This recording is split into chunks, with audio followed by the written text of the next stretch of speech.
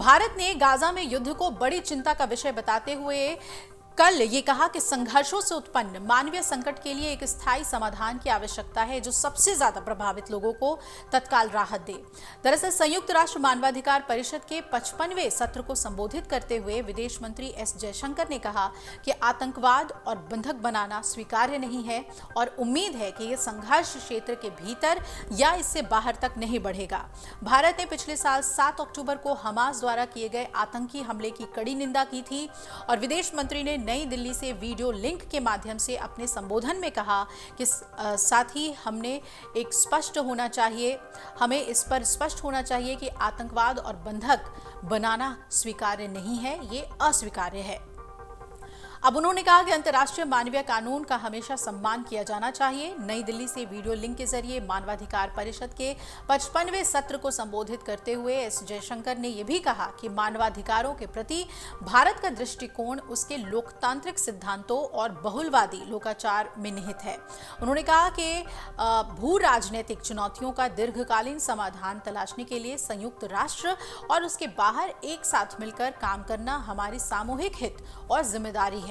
जयशंकर ने यह भी कहा कि दुनिया की सबसे बड़ी आबादी वाला देश और 5वीं सबसे बड़ी अर्थव्यवस्था होने के नाते भारत उन लोगों के साथ अपने अनुभव और विशेषज्ञता साझा करने के लिए हमेशा तैयार है जो उन्हें फायदा पहुंचाए।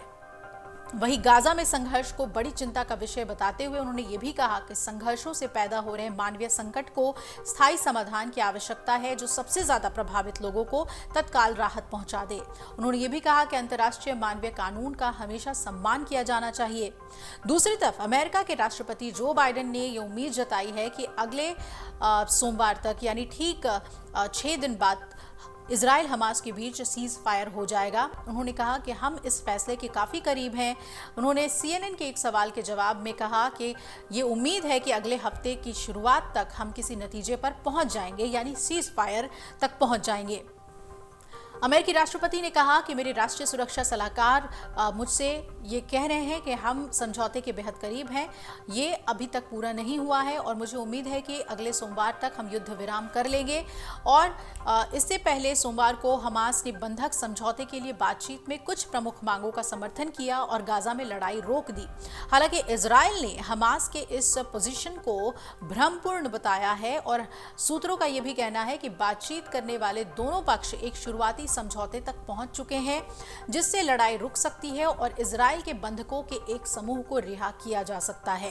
लेकिन इजराइल ने साफ तौर पे कह दिया है कि अपने बंधकों की सकुशल रिहाई से कम वो किसी भी बात के लिए तैयार नहीं है और युद्ध को जारी रखेगा। अब देखना है कि हमास जो कि अब घुटने टेकते हुए नजर आ रहा है वो अमेरिका के हस्तक्षेप और कतर के हस्तक्षेप के बाद किस हद तक तैयार होता है और बिना शर्तों के साथ सभी बंधकों को छोड़ता है, इस पे नजर बनी रहेगी। लेकिन भारत की इसमें टिप्पणी बहुत ही अहम हो गई कि भारत ने अपना स्टैंड साफ कर दिया कि बंधक बनाने जैसे कार्य को कभी भी हम स्वीकार नहीं करेंगे और आतंकवाद को लेकर हमारी जीरो टॉलरेंस पॉलिसी जारी रहेगी। अगर आप ये वीडियो YouTube पर देख रहे हैं तो हमारे चैनल को सब्सक्राइब करें और बेल आइकन को दबाना ना भूलें। अगर आप Facebook पर ये वीडियो देख रहे हैं तो हमारे पेज को लाइक करें।